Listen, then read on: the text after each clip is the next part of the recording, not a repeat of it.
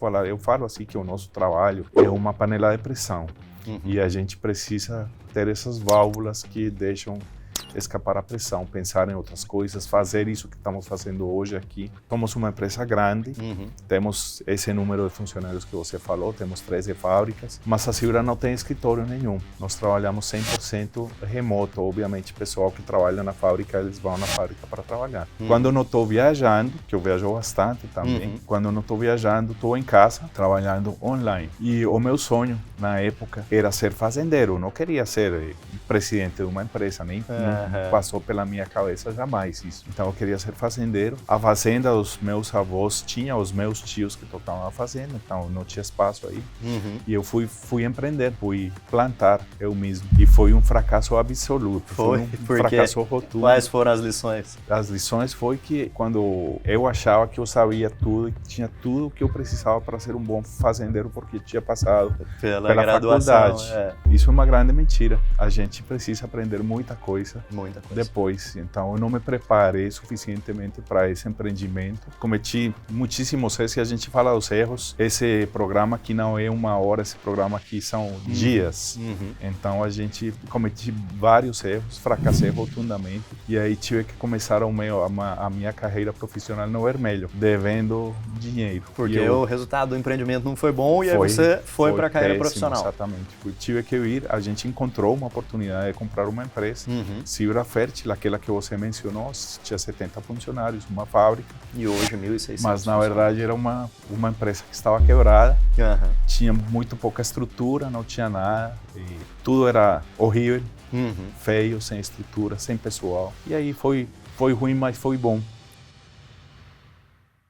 Olá e sejam bem-vindos, eu sou o Mário Trentin e esse é o Do Outro Lado da Mesa, um talk show de conversas leves e profundas com nomes de peso do mercado. E esse episódio, o episódio de hoje é muito especial porque temos uma plateia nos acompanhando, a plateia do evento MBX, um evento que acontece em Piracicaba de 4 a 7 de setembro, agora em 2025, mas é um evento anual que você pode participar nos próximos anos, um evento sobre carreira, sobre negócios, como você nunca viu, uma mistura de cultura, experiências e networking. E esse evento é só um dos pilares do MBX.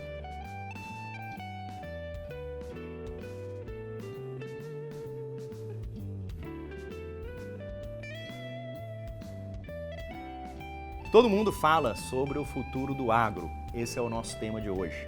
Tecnologia, desafios climáticos, liderança e inovação.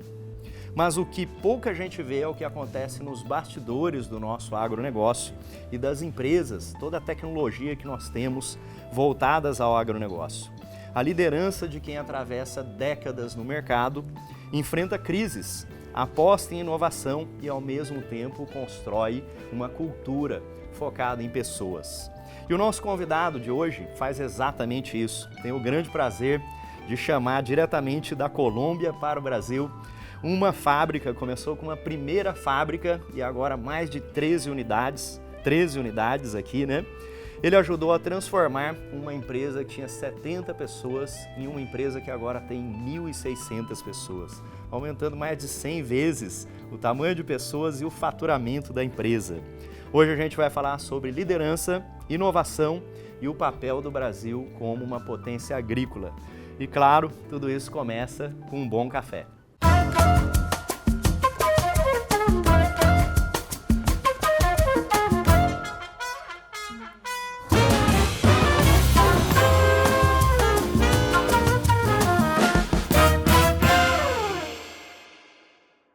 Santiago, seja bem-vindo ao Do Outro Lado da Mesa, um prazer enorme ter você aqui. Vou fazer uma apresentação rápida sobre você e a gente já começa nosso bate-papo. Santiago Jaramillo, correto? Correto. CEO da Cibra, que tem mais de 34 anos de experiência no agronegócio, é engenheiro agrônomo, colombiano de origem, vamos falar mais a respeito disso, e nos últimos anos tem liderado uma das trajetórias mais impressionantes do setor do agronegócio no Brasil. Muito obrigado por aceitar o nosso convite, é uma honra ter você em nosso programa. E aqui, Santiago, as boas conversas começam sempre com um bom café. E para isso nós temos o nosso café com pauta. Você aceita um café? Aceito, Mário, obrigado. Aqui a dinâmica é simples. Nosso café com cardápio traz um tema, você escolhe o tema, nosso barista anota o seu pedido e a gente segue a pauta. Gabriel, por favor, conta para o Santiago o que temos aqui para hoje. Olá, no cardápio de hoje temos o Espresso Ristretto. É um café com origens e primeiros passos. É um shot curto, intenso e sem rodeios, para uma conversa que vai direto ao núcleo. Como tudo começou, as primeiras referências, mentores e o momento. É isso que eu quero fazer. Temos o cappuccino, soft skills e equilíbrio, expresso coberto com leite e espuma. Falamos sobre gestão de pessoas, comunicação e autoconhecimento e a arte de equilibrar pressão e gentileza. Temos o cortado, decisões difíceis e trade-offs, expresso cortado por leite, na medida onde o assunto sobre priorização, o que dizer, como lidar com perdas necessárias e o porquê por trás de cada corte. O cardápio está muito bom, viu, Gabriel? Obrigado. Mas eu vou escolher o Espresso Ristretto. Ok? Vamos lá, enquanto o nosso café está sendo preparado, já aproveita para deixar o seu like, seguir o canal para receber todos os próximos episódios. Enquanto o nosso café vem, queria saber uma pergunta pessoal sobre seus rituais matinais. Você tem alguma preparação aí para começar o dia de trabalho? Como é que é? Tenho e gosto da pergunta, sabe, Mário? Porque, ou seja, todo mundo tem grandes pressões, o mundo hoje é muito corrido, certo? Para mim também, eu tenho uma agenda que, obviamente, é bem exigente, eu diria assim, pressões, obviamente, que vêm de muitos lugares. Então, eu adquiri o hábito, há algum tempo, de fazer uma caminhada de manhã, uma boa caminhada, eu meço aqui Logo no meu cedinho. relógio, logo cedo, faço uns 5, 6 quilômetros. Antes de tomar café da manhã? Antes de fazer qualquer coisa. 5 quilômetros? 5, 6, até mais, vai depender do dia, do tempo. Uma hora de caminhada, praticamente. Exatamente, 1 hora para 1h30. O que acontece? Que eu cresci, nasci no campo, então eu adoro bicho e dentro do bicho que eu adoro cachorro. Então eu tenho uns cachorros de grande porte, raça pastor alemão, pastor suíço. Mais de um. Tenho 2, na verdade. Se eu não tivesse que negociar isso em casa, eu teria 10. Mas tenho 2. Eles precisam de exercício, né?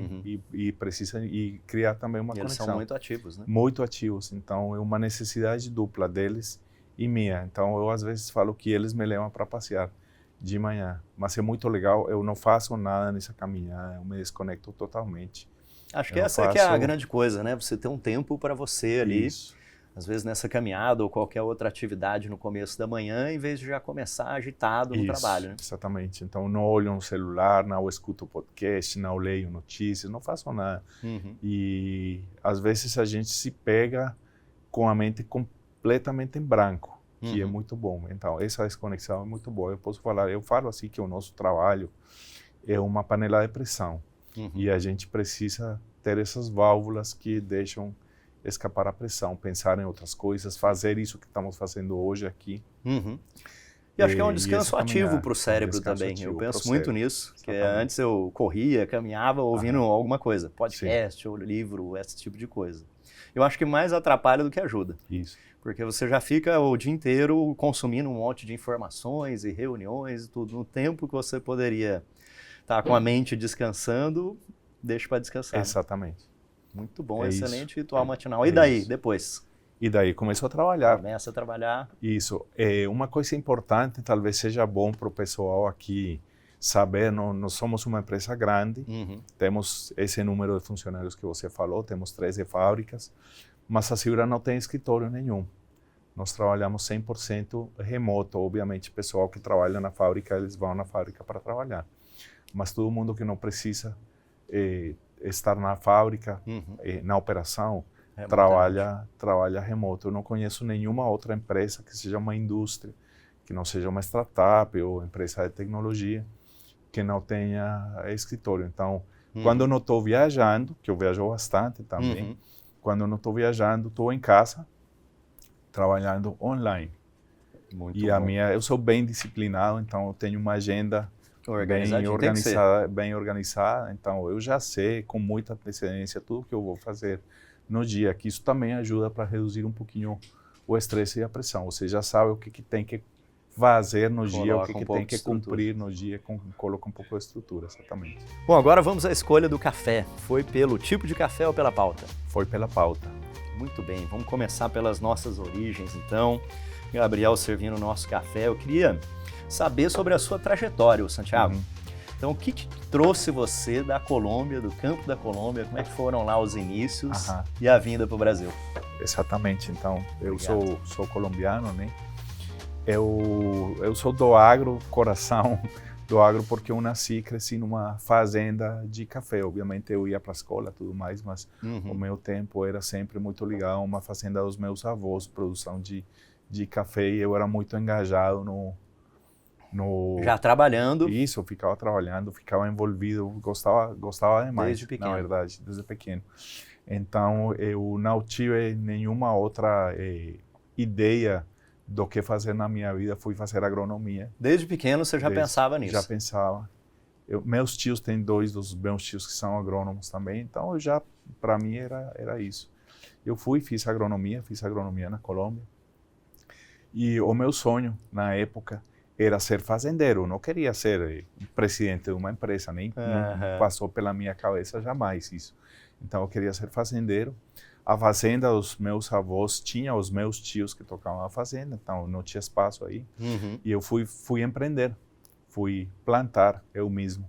E foi um fracasso absoluto, foi um fracasso rotundo. Quais foram as lições? As lições foi que quando eu achava que eu sabia tudo, que tinha tudo o que eu precisava para ser um bom fazendeiro, porque tinha passado pela faculdade.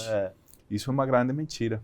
A gente precisa aprender muita coisa depois. Então, eu não me preparei suficientemente para esse empreendimento e cometi muitíssimos erros. Se a gente fala dos erros, esse programa aqui não é uma hora, esse programa aqui são dias. Então, a gente cometi vários erros, fracassei rotundamente, e aí tive que começar a minha carreira profissional no vermelho, devendo dinheiro. Porque o resultado do empreendimento não foi bom e aí você foi para a carreira profissional. Exatamente. Por coincidência também, uma pessoa me ofereceu um emprego em vendas de defensivos agrícolas. Eu não sabia nem que eu poderia servir para isso, nunca tinha pensado também. Mas, dada a situação, aceitei e fui vender defensivos, fui vender um inseticida para um problema muito latente que tinha o café lá, que era a broca do café, que existe também aqui no Brasil. E daí começou a trilhar essa carreira corporativa e está aí até hoje. E fiz a carreira completa. Assim como as pessoas de banco que começam como office boy, eu comecei lá embaixo, no comecinho de vendas. Como ATC, né, assistente técnico comercial, como técnico de campo, e fui escalando até chegar em alguns anos a ser gerente de vendas nessa empresa. Poucos anos, na verdade. Que ainda era na Colômbia. Fui trabalhando numa multinacional alemã, fui escalando rápido, mas como eu falo sobre liderança e cultura, eu acabei não me acomodando com a cultura da empresa, e eu mesmo tomei a decisão de sair, e também por uma grande e muito feliz coincidência da vida, eu fui trabalhar numa empresa de fertilizantes lá, onde a minha carreira decolou, mudou, e encontrei e ajudei a construir uma cultura muito mais saudável. E aí então veio para o Brasil com essa expansão. Isso, essa empresa começou uma expansão muito grande, que eu fiz parte dela, fizemos, eu falo que fiz, mas na verdade fizemos muitas coisas bem legais. E a gente está olhando para onde que expandir, né? Quando estávamos na Colômbia já tínhamos expandido a empresa para vários países, então começamos na Colômbia e já estávamos em 7 países, e aí eu dei a ideia eu conheci um pouco o Brasil, que seria uma boa ideia vir para o Brasil, porque o Brasil tem um tamanho do mercado muito grande. Exatamente, a justificativa foi o potencial do mercado. E aí o pessoal falou assim, tá bom, agora que você deu a ideia, vai liderar lá e implementa a tua ideia. Então eu fui vítima das minhas próprias ideias, né? É sempre assim, você propõe e vira dono daquela ideia. Exatamente, então eu virei dono da ideia. Que Que legal. E tive que vir, a gente encontrou uma oportunidade de comprar uma empresa, Fibra Fértil, aquela que você mencionou, tinha 70 funcionários, uma fábrica. E hoje 1.600 Mas, na verdade, era uma empresa que estava quebrada, tinha muito pouca estrutura, não tinha nada, e tudo era horrível, feio, sem estrutura, sem pessoal. E aí foi ruim, mas foi bom para mim, certo? Porque eu pude construir a partir ela disso. do zero. Exatamente, do zero. E por falar nessa construção, você mencionou antes dos erros, acho que todos nós temos um monte de erros no início da carreira, com essa percepção de que estamos prontos, às vezes com uma graduação e a pós-graduação que são muito importantes, mas que outras coisas que são necessárias e como que você se preparou para hoje ter sucesso, pensando que na época você não estava preparado? Isso.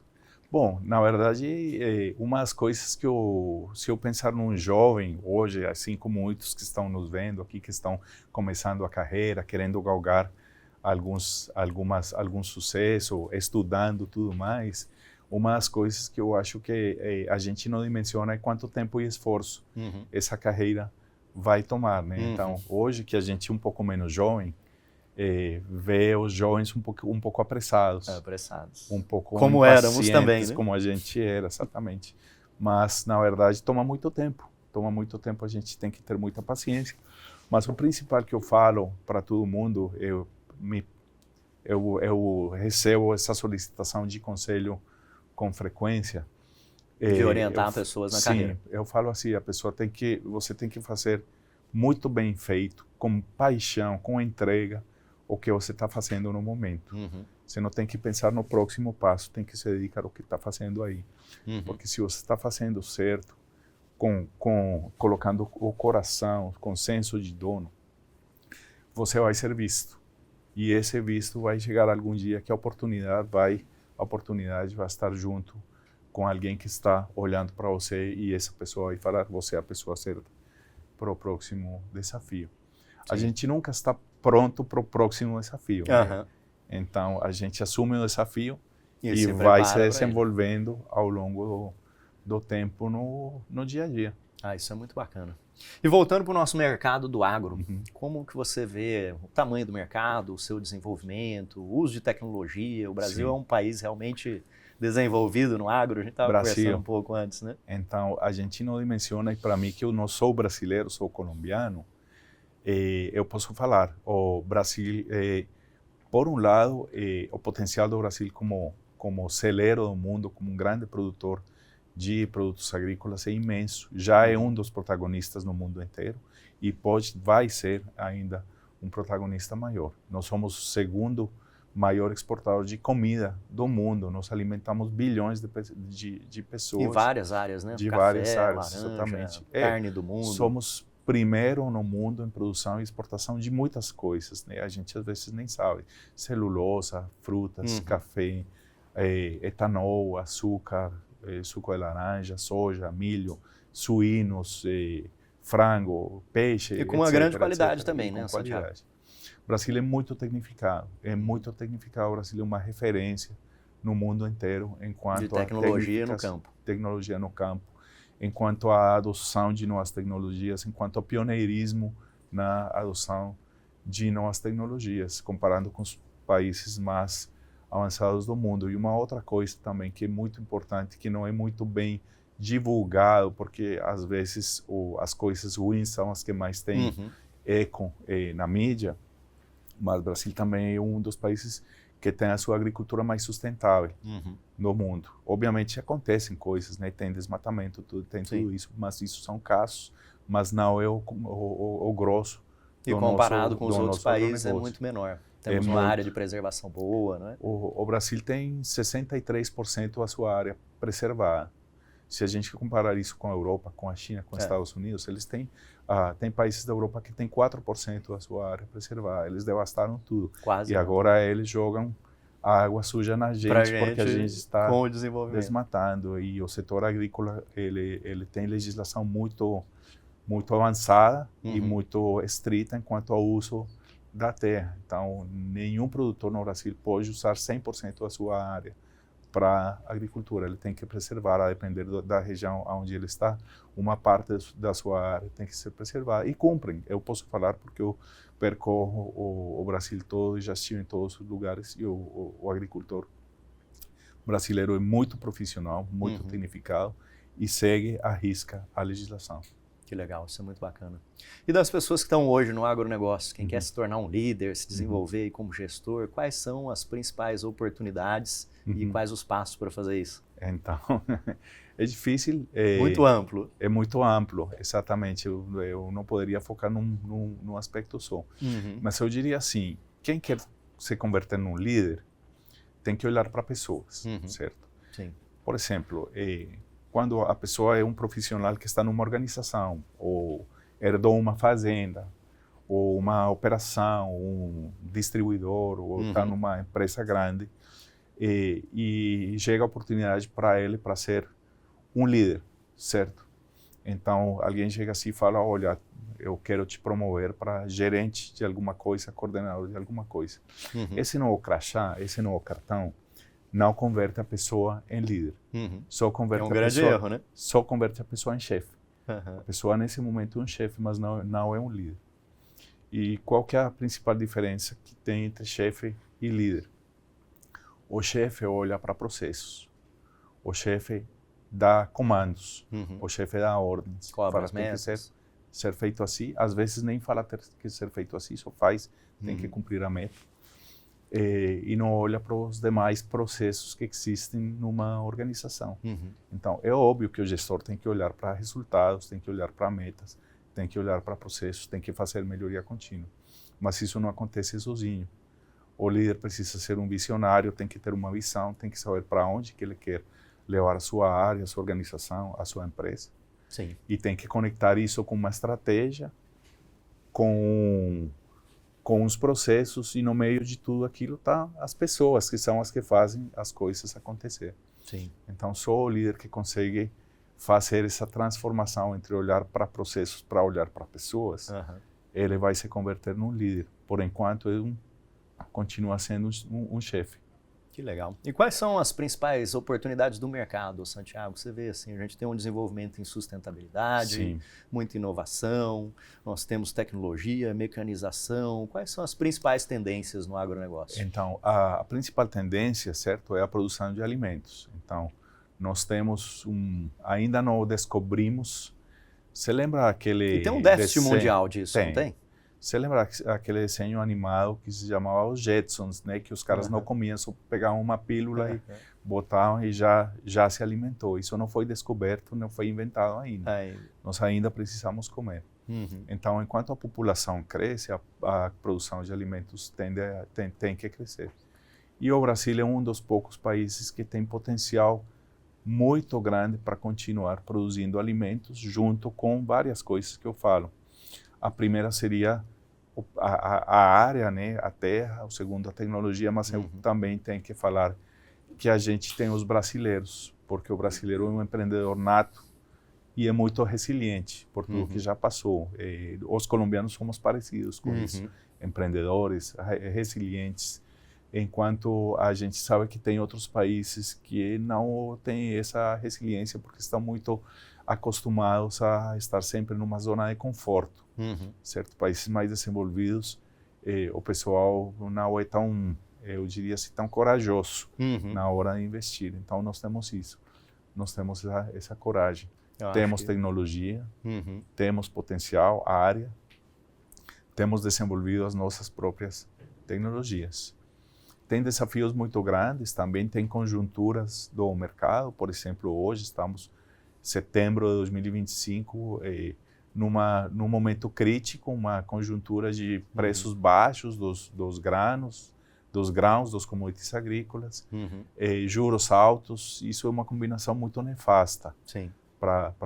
Não só para o agronegócio, para outros setores também, mas o agronegócio sofre bastante com essa combinação. Mas o nosso negócio é cíclico, e esses ciclos é um negócio que, digamos, é muito mais pautado pelos ciclos globais do que por aspectos locais. Então, esse ciclo vai passar e as empresas que estejam melhor estruturadas e melhor preparadas vão sair fortalecidas dessa crise, enquanto as empresas que estejam mais debilitadas, sem uma estrutura forte, sem uma cultura forte, por exemplo. Sim. Essas empresas vão sofrer muito, ou quem sabe, se não vão sobreviver. E a importância dos líderes. Eu acho Isso, que exatamente. esse empreendedorismo, seja um intraempreendedorismo dentro da empresa ou empreender em um negócio externo, é uma característica muito importante. Como é que faz para desenvolver isso na cultura da empresa, hein? Primeiro é desenvolver a cultura, certo? Uhum. Porque quando você fala intraempreendedorismo, então tem que ter uma cultura que favoreça a inovação interna, o intraempreendedorismo. Ou seja, em outras palavras, para que exista isso, tem que ter um ambiente aberto, onde tenha intercâmbio de ideias, onde tenha muita transparência, onde as ideias dos funcionários, dos colaboradores sejam escutadas. E tem essa coragem que você falou também, de que testar, exista né? essa coragem, exatamente. Tem organizações que isso não existe, que o erro é punido, por exemplo, certo? Para que exista crescimento, inovação. Ou tem uma burocracia muito grande. Empreendedorismo precisa testar e errar, e isso tem que ser bem-vindo. Ou uma burocracia, uma hierarquização muito grande que faz os processos muito lentos. E como é que você faz para manter esse equilíbrio? Microgerenciamento. Mas manter esse equilíbrio, porque você criou a empresa com 70 pessoas. Sim. Então, com 70 pessoas, podia reunir todo mundo aqui numa sala como nós estamos e dizer o que faríamos e modificar rapidamente. Isso. Com 1.600 pessoas distribuídas em 13 plantas, em vários lugares, a gente acaba criando uma hierarquia, um pouco de burocratização, processos necessários, né? E aí, como é que mesmo assim consegue manter o espírito empreendedor interno e a inovação? Mas é que a gente não mudou muito, sabe? Nós continuamos sendo pessoas simples, próximas, fazemos uma ênfase muito grande por ter uma comunicação aberta, permanente. Isso seria a parte, digamos, soft. Nós temos... Em todos os níveis da empresa. Em todos os níveis da empresa, e nós temos poucos níveis, que é uma coisa muito importante também, certo? Nós somos uma empresa bem enxuta, isso traz eficiência, mas isso traz também agilidade e rapidez. E nós temos feito um esforço muito grande por muitos anos e continuamos fazendo um esforço diário por ter uma cultura forte na qual a comunicação, a transparência são um pilar muito importante e os valores são pilares muito importantes. Então a gente conversa todos os dias internamente. Temos vários rituais e fazemos muita ênfase. Isso ajuda muito a manter a cultura, né? Essas reuniões pequenas que existiam lá atrás, que você fala isso, é exatamente o que acontecia. A gente juntava todo mundo e falava e conversava. Mas hoje continuamos fazendo isso em grande escala, mediante rituais e artefatos e ferramentas que permitem sempre estar digamos, interagindo e trazendo essa cultura forte de transparência. Até aqui a gente está conhecendo um pouco do lado empreendedor, líder, gestor do Santiago, à frente de uma organização com 70 pessoas, já cresceu mais de 100 vezes para 1.600 pessoas, o faturamento também já aumentou mais de 100 vezes. Com certeza isso ainda é o começo, vai crescer muito mais. Mas eu gostaria de saber agora o lado pessoal do Santiago. Esse lado que só as próximas perguntas vão revelar, e esse é o Questionário Expresso. Nesse quadro, nós temos perguntas e respostas rápidas, mas fique à vontade para justificar suas respostas. Tá pronto? Tô. Então vamos lá. Qual o melhor tipo de sanduíche do mundo? Eu gosto pão na chapa e se for para fazer sanduíche, boto uma mortadela. É isso aí. O simples que funciona. Isso, simplicidade. Café da manhã ideal, simples e rápido ou completo e demorado? Completo e demorado. Para poder aproveitar o tempo Fruta, também. proteína, Acho que isso faz parte do ritual da manhã, né? Faz parte do meu ritual também. É o muito meu importante. ritual inclui um café da manhã bem pausado. Bem pausado e reforçado para segurar o dia. Isso. Próxima, uma música para ouvir pelo resto da vida. Obviamente não o tempo todo. Eu cresci escutando boleros, sabe? E eu acho que ainda tem alguns por aí que me chegam bem fundo. Acho que tudo que lembra a história e a infância acaba puxando um pouco, não é? Isso. Muito bem. E por falar em infância, qual o cheiro mais marcante da infância? Café. Eu imaginei. Trabalhou na Isso. fazenda de café. Café fresco, sabe? Café fresco. O fruto, a cereja, o café. Que legal, muito bacana. E se você tivesse um superpoder para o trabalho, Santiago, nas suas atividades de trabalho, qual seria? Onipresença. Onipresença. É. Mas será uma boa mesmo? Eu sou quase onipresente, então estou perto. Às vezes eu penso que se a gente estiver mais distante ali também, Sim. As pessoas têm autonomia, mas Não, a onipresença é uma coisa bacana. Eu dou autonomia, gosto de dar autonomia, mas ao mesmo tempo eu gosto de me envolver nos processos. Tá próximo. Eu não sou um cara que gosta de Delega largar, e delarga. exatamente. Então eu delego, mas gosto, mas é por gosto mesmo, de me envolver nos processos, nas coisas. Gosto muito de visitar os clientes, visitar fazenda. Não faço isso com tanta frequência como eu gostaria. Então por isso que eu queria ser um pouco mais onipresente. Muito bom. Próxima, o aplicativo que você mais usa no seu smartphone? É Microsoft Teams, que é o da Tempo empresa. inteiro. É o tempo inteiro. Reunião, as mensagens. Mensagens, consulta dos relatórios, BIs, etc, etc. Eu faço muito pelo celular. Facilita, tá tudo à mão. Está. Qual o conselho que você mais repete para os seus filhos ou para a sua equipe? Para os dois ao mesmo tempo, calma. Tenha calma sob pressão. É muito difícil. Repito isso com frequência para os meus filhos, repito isso com muita frequência para o meu time. Tenham calma. Eu sei que as questões estão muito complicadas, mas o segredo para resolver os problemas é a calma. É a calma. Eu gostei muito dessa. Excelente conselho. E por falar nisso, qual conselho você que está nos assistindo, qual conselho você mais repete para o seu filho, para os seus filhos ou para a sua equipe? Deixe a sua resposta aqui nos nossos comentários também. Santiago, agora eu quero puxar o fio para o que falamos um pouco da gestão da Cibra, né? Inovação, sustentabilidade e futuro do agronegócio. Você tem conduzido um crescimento impressionante na empresa.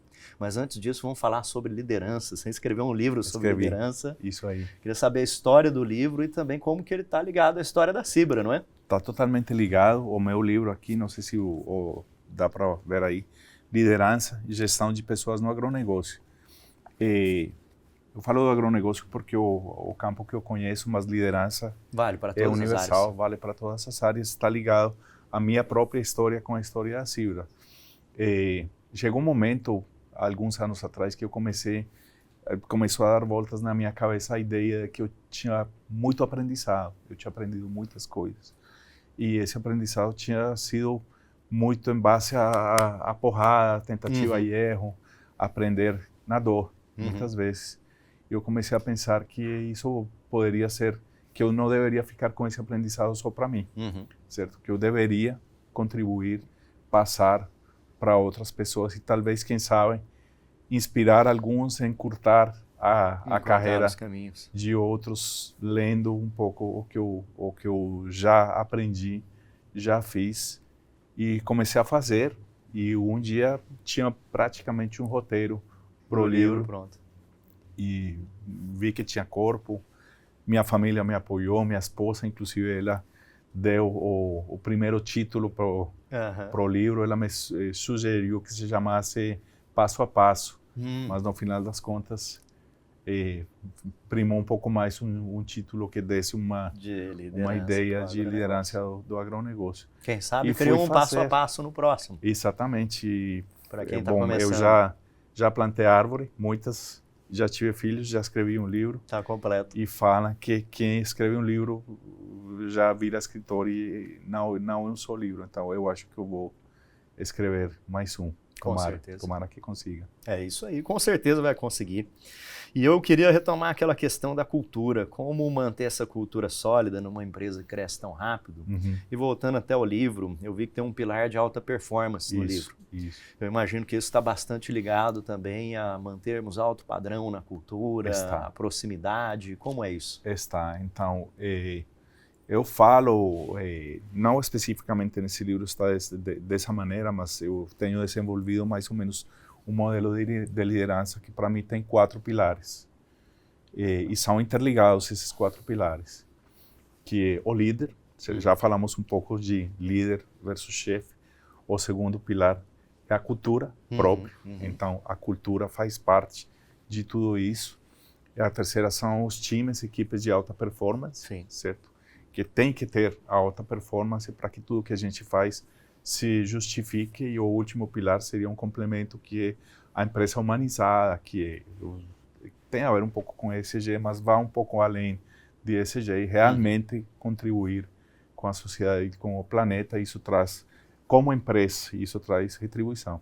No centro disso está a cultura. A cultura é o que sustenta toda essa engrenagem. Então, o líder, hoje em dia, eu tenho plena consciência do que o meu principal papel na empresa é cuidar da cultura e das pessoas. Sim. Ser o guardião da cultura. Isso, ser Mas essa parte da sustentabilidade aí do ESG, eu tinha uma próxima pergunta e eu acho muito interessante. Você colocou que é importante para a empresa, é importante para o negócio. Sim. A gente traz lucratividade, eficiência para isso. A gente vê muitas pressões por práticas sustentáveis. No agro e talvez em todas as indústrias, às vezes a gente tem esse erro de pensar que é um custo e que não traz benefícios. Como transformar a sustentabilidade em oportunidade? Então, eu vou te falar por onde que a gente começou na Cibra. Nós começamos pelo social. ESG tem 3 lados, né? Tem o pilar E, que é meio ambiente, environment, S, que é social, e G, que é governança. Nós começamos pelo social, por uma inquietude também pessoal, familiar. Quais foram as iniciativas? Então, hoje são muitas. Nós começamos pequeno. Eu criei lá atrás, não lembro em que ano, sugeri para algumas pessoas que me acompanham criar um comitê de responsabilidade social. E começamos por aí, dando ideias o que a empresa poderia fazer para nos conectarmos com a sociedade e impactar as vidas de pessoas menos privilegiadas. E isso cresceu muito, e hoje a Cibra é um exemplo de engajamento social dos nossos funcionários com causas sociais. Para te dar uma ideia, 99% dos funcionários da Cibra estão envolvidos em ações sociais promovidas pela própria Cibra. Que legal. E 60% deles são diretamente voluntários. Então, eles doam o seu tempo, esforço para fazer o bem. Enquanto a dinheiro, número de ações, pessoas impactadas, nós também crescemos assim como cresce o faturamento, cresce isso. Então, eu acho que eu não preciso justificar muito com você que isso traz retorno. Com certeza. Traz porque nós temos pessoas, funcionários, colaboradores muito mais conectados com o nosso propósito dentro da empresa e que ao se sentirem conectados, gostam de trabalhar na empresa. Isso faz com que o trabalho deles fique um pouco mais leve, sabe? Sim. E essa leveza traz produtividade. E essa traz leveza propósito. traz propósito, essa leveza traz resultado, nós temos. Além de ter esse engajamento da comunidade. Isso, exatamente. E tem o respeito da comunidade, exatamente. Então, temos vários programas, tem crescido muito, temos vários programas, estamos focados em educação, em assistência social e em meio ambiente também. Temos um programa muito legal, tem outros por aí, né, que são parecidos, mas a gente é campeão mundial em coletar tampinhas e lacres de garrafas e tampinhas plásticas para vender isso e converter em comprar cadeiras de rodas para pessoas com essa necessidade. Que bacana, então, só para te dar um número, semana passada entregamos a cadeira de rodas número 60. 60 cadeiras já? Isso. Parabéns. 60. Coletando tampas, vendendo. E uma cadeira precisa de 1 tonelada de tampinhas. 60 toneladas de tampinhas Isso. já foram. Isso. Muita coisa. Vamos falar sobre inovação, Santiago. Quais são as práticas inovadoras? Que coisas vocês estão desenvolvendo lá na Cibra? E também como funciona isso? Tem um comitê de inovação? Tem uma área de P&D? Tanto no social, no ESG geral e na inovação, nós começamos informalmente e virou uma área dentro da empresa, certo?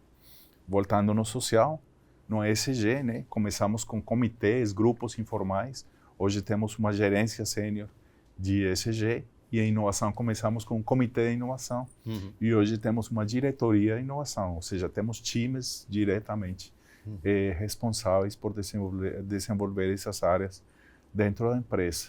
Que bom. E a parte de inovação tem trazido também inúmeros benefícios para a gente, mas está inserido na cultura, certo? Está inserido na cultura, faz parte da cultura. Melhoria porque contínua não é, também. Também, porque não é simplesmente falar, colocar uma pessoa no cargo e falar agora você vai fazer inovação para a Cibra. Não é assim, tem que ser cultural. Tudo tem que estar enraizado dentro da cultura, isso, senão ele acaba não se desenvolvendo, né? Exatamente. Então, isso tem trazido inúmeras melhorias internas. A gente tem que falar de inteligência artificial. Eu diria que nós estamos bem à frente de outras empresas. E eu te perguntar isso mesmo, como é a digitalização da Cibra? Está bem avançada e temos já Quais são os usos de inteligência artificial para vocês? Qualquer que você quiser. Automatização de processos internos, facilitação de outras coisas.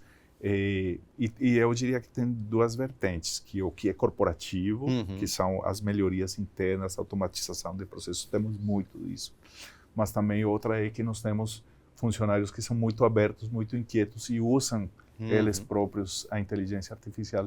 E eu também, na medida que eu para gerar novas soluções para os clientes. Exatamente, para facilitar o trabalho no dia a dia.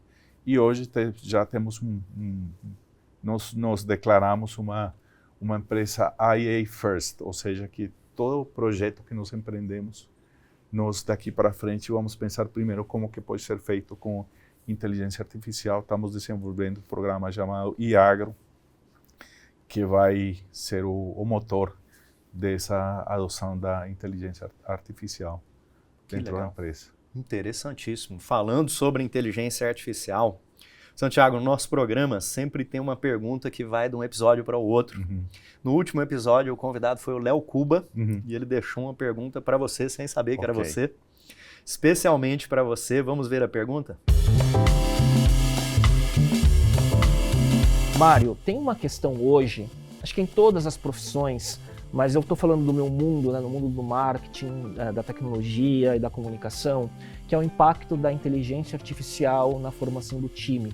Né, porque muita gente prega hoje, né, que na verdade você tem que empoderar o seu time, capacitar, né, porque um profissional usando inteligência artificial é muito mais produtivo e tudo mais. Porém, existe uma outra vertente ou uma visão um pouco mais para o futuro, que é as pessoas serem substituídas pela IA, em alguns casos. Principalmente posições júniores, talvez, né? Então, esse é o que está no meu top of mind de desafios como empreendedor, olhando para a continuidade do meu negócio no futuro. Como a inteligência artificial impacta os times. Exatamente. E esse é um grande assunto, porque a gente está vendo essa substituição e uma grande mudança nas profissões, não apenas júniores, mas hoje a inteligência artificial faz cada coisa. Eu acho que vai mudar muito o cenário das empresas e das carreiras. Exato, eu vejo dois grandes chavões que são ditos pelos gurus de IA, né?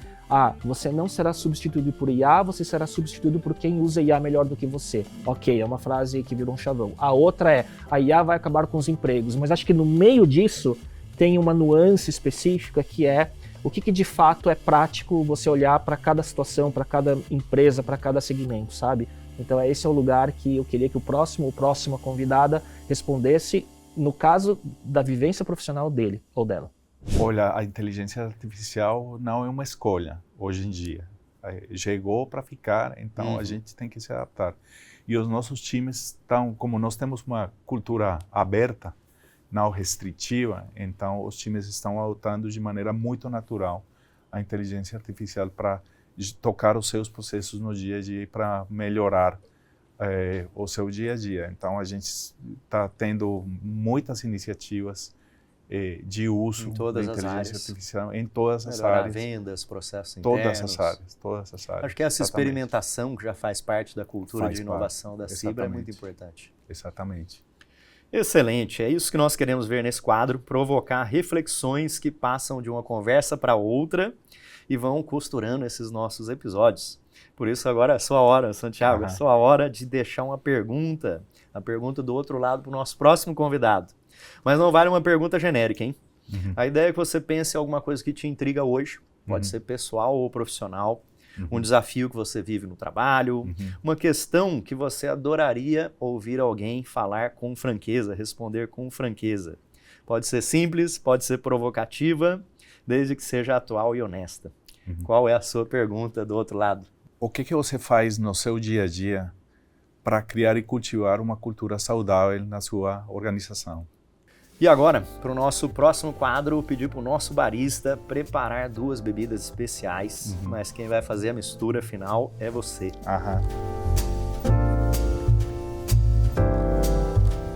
E agora o nosso próximo quadro, eu pedi para o nosso barista preparar 2 bebidas especiais, mas quem vai fazer a mistura final é você. Muito bem, obrigado, Gabriel. Aqui temos um copo com cartões, 2 copos com cartões. Em um deles tem a palavra primeiro, último, melhor e pior, e depois algum resultado. Você vai sortear aleatoriamente e aí nós teremos a sua pergunta. Vamos lá, primeiro.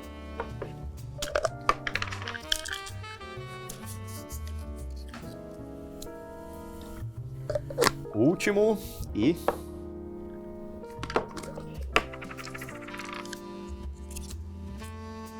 feedback. Qual foi o último feedback que você deu ou recebeu? E conta essa história pra gente.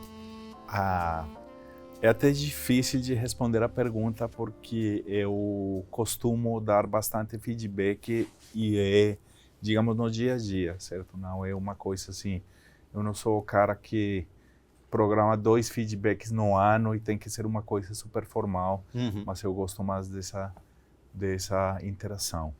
Então, o mais frequente possível, né? O mais frequente possível e muitas vezes na hora. Então, recentes, essa semana, eu dei vários, graças a Deus, foram positivos.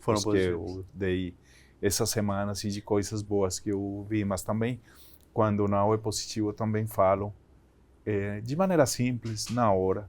Obviamente que nós temos um programa dentro da empresa, né, que tem que dar alguns feedbacks regulares e oficiais, tem que ficar tudo registrado, tudo mais, certo? Fica. Acho que isso é importante, porque aí quem ainda está começando... Exatamente, isso é importante. Mas ao longo do tempo, a carreira, a gente vai se acostumando, que às vezes vem para mim muito claramente que eu tem que falar uma coisa para essa pessoa. E eu, como a gente trabalha remoto, eu passo uma mensagem no time, falo 5 minutinhos para falar e falo alguma coisa. E qual foi o feedback mais difícil, hein? Já tem algum marcante? Muitos. Não foi um só. Algum marcante que você deu ou recebeu? E pode contar essa história? Eu recebi também. Alguns... Às vezes alguns nos colocam num caminho correto depois. Sim, exatamente. Né? Inclusive, eu falo assim, eu não vou dar o exemplo específico, porque eu acho que as pessoas, como foram tão específicas essas situações, talvez se alguma dessas pessoas assistir aqui, vai falar, olha, era eu. Não gostaria de dar essa exposição. Mas eu posso te falar uma coisa que é muito marcante também na minha vida. A gente, obviamente, muitas pessoas passam, trabalham conosco, e eu tive que chegar num momento de escolha, muitas vezes na minha vida, eu tive que demitir pessoas. Até agora, eu sou muito grato que as pessoas que eu demiti me veem ainda com carinho, com alegria, quando a gente se encontra. Eu sinto deles carinho, admiração. Que legal. Então, a relação não foi estragada. E, pelo contrário, muitas vezes, quando você acaba por demitir uma pessoa, você está ajudando ela. Sim, e foi um processo transparente com os feedbacks e alinhamento. Exatamente. Teve muitos feedbacks, a pessoa nunca foi surpresa. E a pessoa para de sofrer, digamos, de alguma maneira com esses feedbacks negativos, com tentar conseguir algumas coisas que a pessoa já não consegue mais por diferentes circunstâncias. Então, quando a gente demite ela, a pessoa fica um pouco mais leve, mais aliviada, agradece, é um choque, obviamente, mas agradece. E outra coisa que nós somos uma boa escola, então a pessoa leva muito aprendizado e rapidamente consegue se recolocar. Enquanto a gente conversa por aqui, eu resolvi chamar um reforço para essa conversa que está tão boa. O nosso café acadêmico, a gente convida um professor ou professora do MBA USP Exalc para esticar um pouco mais o fio da conversa com um complemento, um olhar mais acadêmico e um conceito em alta. Vamos ver o que ele trouxe para a gente hoje. Oi, Mário. Oi, Santiago. Eu estava aqui acompanhando o bate-papo de vocês, tão inspirador, e 3 pontos me marcaram profundamente. O primeiro foi quando Santiago comenta a importância de manter a cultura sólida, mesmo quando a empresa cresce. Sobre continuar simples, com uma comunicação transparente, valores fortes e firmes, apesar do grande crescimento da organização. Um líder que consegue combinar calma e estratégia e, sobretudo, a humanização da gestão inspira confiança e consegue conduzir a equipe a resultados extraordinários, como foi bem colocado nesse primeiro ponto.